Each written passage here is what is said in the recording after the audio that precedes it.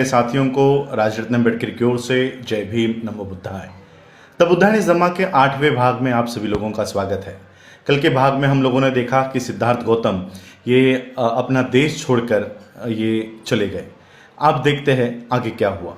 सिद्धार्थ गौतम कपिलवस्तु छोड़कर राजगृह जाने का निर्णय उन्होंने लिया।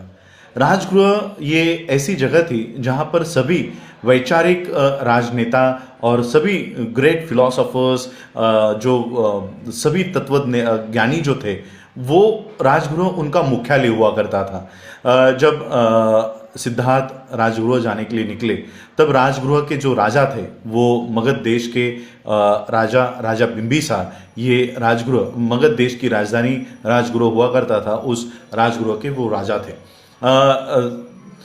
सिद्धार्थ गौतम राजगृह जाने के लिए निकले और वो इतने विचार उनके उतने दृढ़ थे कि वो गंगा नदी को उन्होंने जब पार किया तब तेज बहाव की भी उन्होंने परवाह नहीं की।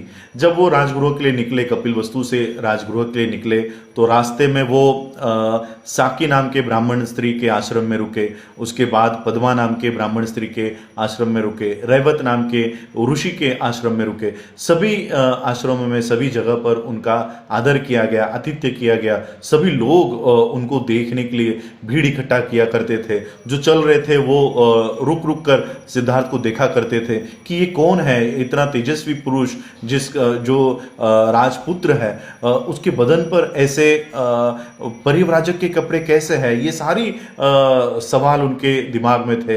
तो ऐसे करते करते वो राजगृह पहुंचे। एक लंबा और बहुत कठिन सफर सिद्धार्थ तय करके राजगृह आए। ये जो राजगृह था ये 5 पहाड़ियों से ये घिरा हुआ था।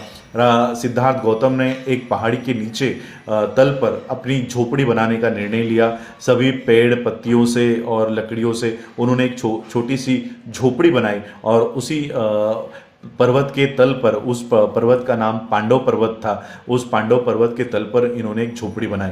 और ये जो सफ़र था कपिलवस्तु से लेकर राजगृह तक, ये सफ़र 400 मील का सफ़र सिद्धार्थ गौतम ने तय किया। 450 मील का मतलब होता है 650 किलोमीटर। 650 किलोमीटर का सफ़र सिद्धार्थ गौतम ने पैदल ही ये सारा सफ़र तय किया। दूसरे दिन जब सिद्धार्थ गौतम भिक्षाटन के लिए निकले तब उन्होंने अपना भिक्षा पात्र हाथ में लिया और राजगृह के शहर में चले गए। शहर में जब वो गए तो सभी लोगों ने भीड़ इकट्ठा कर ली और वो सिद्धार्थ गौतम को देख रहे थे।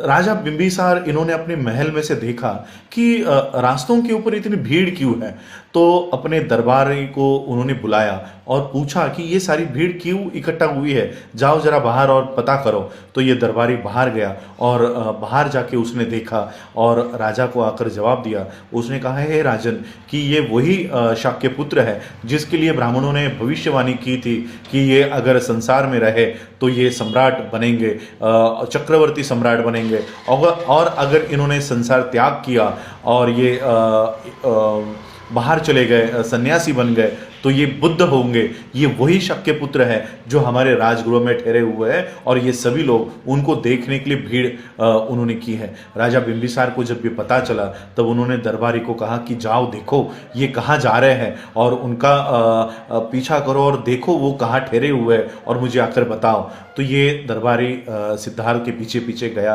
उन्होंने सिद्धार्थ को देखा कि सिद्धार्थ छोटे छोटे कदम लेकर भिक्षा मांग रहे हैं और जितना भी खाना मिले वो खाना लेकर वो पहाड़ी के तल के यहाँ पर एक कोने में बैठकर वो सारा खा रहे हैं। वो खाना खत्म करने के बाद वो पांडव पर्वत पर चढ़कर बैठ गए हैं। ये सारी हकीकत उन्होंने आकर राजा को बताई, राजा बिंबिसार को बताई।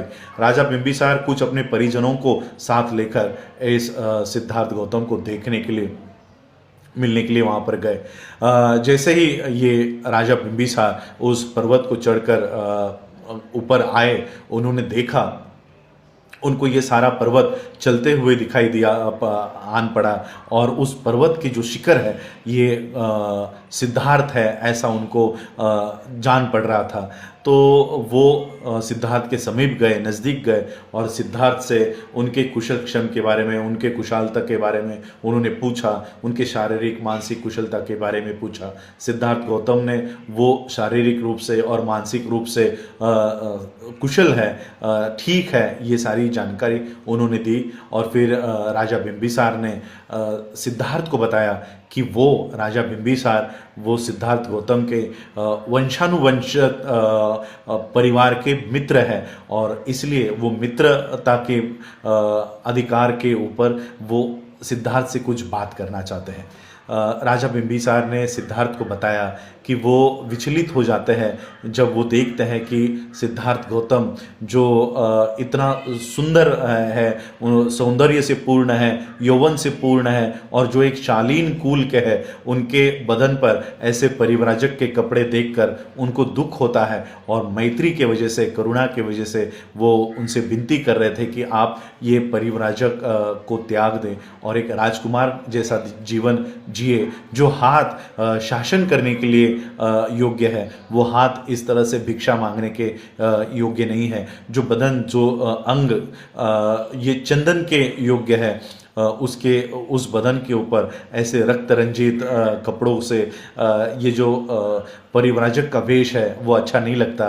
अगर आपको आपके पिता का राज्य नहीं चाहिए तो मैं अपना राज्य देता हूँ, 1/4 राज्य ले लो और उसके ऊपर राज्य करो। और अगर आपका कुल आपको इसकी अनुमति नहीं देता तो एक काम करो कि आप मेरे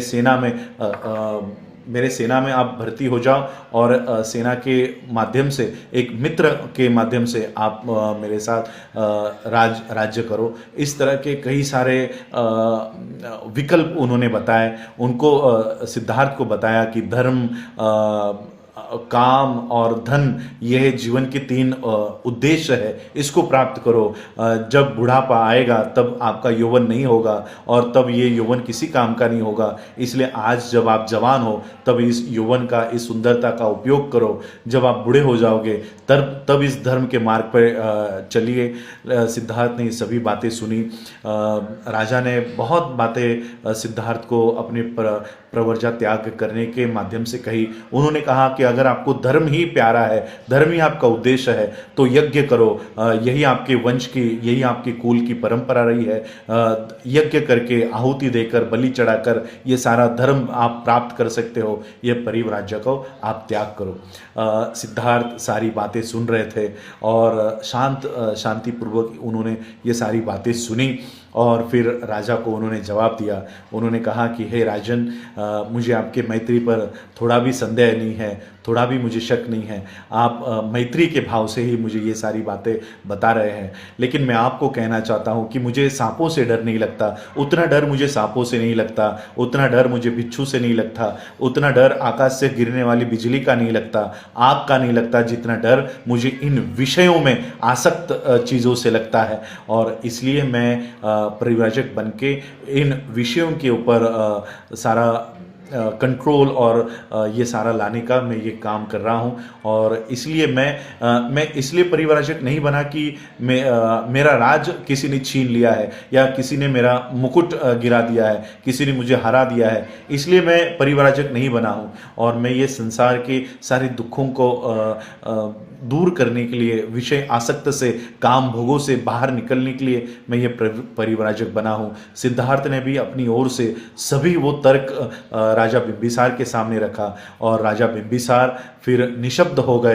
राजा बिंबिसार को पता नहीं चल रहा था कि अब क्या कहे सिद्धार्थ को, क्योंकि सिद्धार्थ उन सारी तर्कों को उन्होंने सामने रखा कि राजा कुछ कह नहीं पा रहे थे। राजा ने अंतिम में यही कहा, हाथ जोड़कर उनके निश्चय को उन्होंने हाथ जोड़ा और ये उनसे अनुमति ली कि, और ये उनसे उन्होंने एक आश्वासन लिया कि जब भी आप ये ऐसा कोई मार्ग ढूंढ निकालोगे तो वो मार्ग उन्हें भी बताने का कष्ट करे। और राजा फिर वहाँ से चले गए। राजा जाने के बाद, राजा बिंबिसार वहाँ से जाने के बाद वहाँ पर राजगृह में और 5 परिव्राजक वहाँ पर आए। उन 5 परिव्राजकों ने सिद्धार्थ को सारी बातें पूछी, वही सारी बातें जो राजा बिंबिसार ने पूछी थी, अलग अलग लोगों ने पूछी कि आप परिव्राजक क्यों बने। तब उन पांच परिव्राजकों, उन पांच परिव्राजकों के नाम भी मैं आपको बताना चाहता हूँ। कौंडिन्य, महानाम, ये सारी पांच जो नाम हैं मैं आपको इसलिए बताना चाहता हूँ क्योंकि ये इस तरह से कहा जाता है कि सिद्धार्थ ने जिन पांच परिव्राजकों को दीक्षा दी वो ब्राह्मण थे, लेकिन द बुद्धा एंड इस धम्मा के किसी भी पेज पे ये लिखा हुआ नहीं है कि वो पांच परिव्राजक ब्राह्मण थे।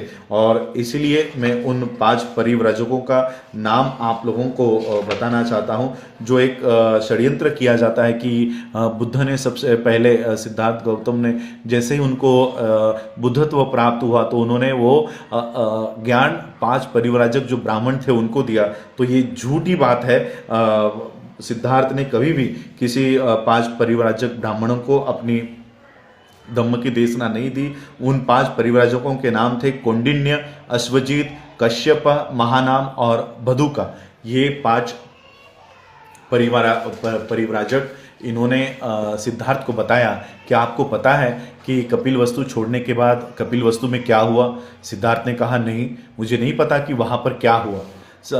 उन पांच परिव्राजकों ने कहा कि जैसे ही आप कपिल वस्तु से चले गए, वहाँ के युवाओं ने, युवतियों ने, बच्चों ने, बूढ़ों ने, बुजुर्गों ने, सभी कपिल वस्तु के नागरिकों ने वहाँ पर आंदोलन किए, मोर्चे निकाले, हाथ में झंडे लिए और नारे दिए कि कोलिय भी हमारे भाई है, उनसे हमको कोई लड़ाई नहीं करनी, कोई झगड़ा नहीं करना। सिद्धार्थ के गृह त्याग के बारे में सोचो। और फिर शाक्यों को एक सभा लेने पर वो मजबूर हो गए और शाक्य संघ की सभा में ये तय हुआ कि 5 शाक्यों की नियुक्ति की जाए और वो कोलियों से बात करे। कोलियों को इस बारे में जब पता चला कि सिद्धार्थ हमारे लिए हम लड़ाई में मरे नहीं, इसलिए वो गृह त्याग करके चले गए हैं, तो शाक्यों ने भी लड़ाई का निर्णय रोक दिया और कोलियों ने भी लड़ाई का निर्णय रोक दिया। और जब कोलियों को पता चला कि शाक्यों के माध्यम से इस तरह से एक समिति गठित हो रही है तो वो भी आनंदित हो गए। कोलियों ने भी 5 लोगों को चुना और इन 10 लोगों की कमेटी ने, परिषद ने उस रोहिणी नदी के पानी के बंटवारे के ऊपर, कौन कितना पानी लेगा और कौन कब पानी लेगा, इसके ऊपर सारे निर्णय लेने के लिए ये परिषद गठित की और हमेशा हमेशा के लिए रोहिणी नदी का जो झगड़ा था वो खत्म कर दिया। ये बात जैसे ही सिद्धार्थ को पता चली, सिद्धार्थ को आनंद महसूस हुआ। सिद्धार्थ को लगा कि मेरा जो गृह त्याग है वो सफल हुआ, वो विजयी हुए, ये भावना उनको लगी। लेकिन उन 5 परिव्राजकों ने एक सवाल खड़ा किया कि सिद्धार्थ गौतम, जिस वजह से आप ये देश छोड़कर आ गए थे और परिव्राजक बन गए थे, अब वो तो समस्या ही मिट गई है, अब युद्ध की समस्या बाकी ही नहीं रही है, तो आपके परिव्राजक बनने की भी अब कोई जो औचित्य है वह बना नहीं रहता और इसलिए आपको भी अभी परिव्राजक त्याग करके आपको अपने माता पिता के पास राज्य में आपको वापस जाना चाहिए और एक राजकुमार की जिंदगी आपको जीनी चाहिए। इस तरह का उन परिव्राजकों ने सिद्धार्थ गौतम से विनती की। और फिर ये परिव्राजक वहाँ से चले गए। ये परिव्राजक वहाँ से जाने के बाद सिद्धार्थ सोचने लग गए और ये खबर सुनने के बाद कि शाक्य और कोलियों में अब मैत्री हो गई है, वो विचलित हो गए। सिद्धार्थ गौतम विचलित हो गए कि इन दोनों में मैत्री हो गई है। वो ये सोचने लग गए कि क्या अब भी मेरा जो परिव्राजक बने रहना, ये जो निर्णय है, क्या अभी ये सही है, क्योंकि अब तो युद्ध की समस्या ही नहीं रही है। लेकिन सिद्धार्थ जब सोच रहे थे गंभीरतापूर्वक और दृढ़ निश्चय लेकर जब सोच रहे थे, तब उन्होंने सोचा नहीं, मुझे अब घर वापस नहीं जाना चाहिए। युद्ध की समस्या ये मूलतः झगड़े की समस्या है और ये एक छोटे समस्या का एक छोटा सा अंग है। ये झगड़ा कुलीनों में और ब्राह्मणों में चल रहा है, ये झगड़ा माता पिता में चल रहा है, ये झगड़ा बेटे और माँ में चल रहा है, ये झगड़ा पिता और बेटे में चल रहा है, भाई भाई में चल रहा है, बहन भाई में चल रहा है, साथी साथी में चल रहा है। और इसलिए युद्ध की जो असली समस्या है वो है झगड़े की समस्या और इसलिए मुझे इस झगड़े की समस्या पर काम करना होगा। और इसलिए वो सोच रहे थे कि ये परिव्राजक बने रहना अब ठीक है या इसको त्यागना चाहिए। और फिर सिद्धार्थ गौतम ने सोचा कि अब मुझे घर वापस नहीं जाना चाहिए और इस सामाजिक समस्या का हल मुझे ढूंढना है। और जितने भी पूर्व उनसे पहले जितने भी सामाजिक समस्या पर हल ढूंढने वाले जितने भी सॉल्यूशंस थे, जितने भी वहाँ पर दर्शन अवेलेबल थे, वो सारे दर्शन का अभ्यास करने का निश्चय उन्होंने लिया। और इस सामाजिक समस्या को दूर करने के लिए सिद्धार्थ गौतम ने प्रवर्जा धारण की। यह है सिद्धार्थ गौतम के प्रवर्जा का असली कारण। उन्होंने ना तो किसी मृतक की लाश को देखकर, किसी बूढ़े को देखकर या रोगी को देखकर प्रवर्जा नहीं ली, ना तो उन्होंने शाक्य और कोलियों में जो रोहिणी नदी से जो झगड़ा, जो युद्ध की समस्या थी, ना तो वो युद्ध की समस्या के लिए उन्होंने प्रवर्जा ली, बल्कि ये प्रवर्जा, ये जो सामाजिक समस्या थी, झगड़े की समस्या, ये ऊंच नीच की समस्या, इस समस्या के ऊपर हल ढूंढने के लिए उन्होंने ये प्रवर्जित रहने का निर्णय लिया। और आगे चलकर उन्होंने इस समस्या का हल ढूंढ निकाला। वो हल क्या है वो हम अगले एपिसोड्स में ढूंढेंगे कि सिद्धार्थ गौतम ने इस सामाजिक समस्या के ऊपर क्या हल निकाला और क्या है सिद्धार्थ गौतम का वो नया आविष्कार। आप लोगों ने मुझे सुना, उसके लिए आभार। जय भीम, जय भारत, जय बुद्ध।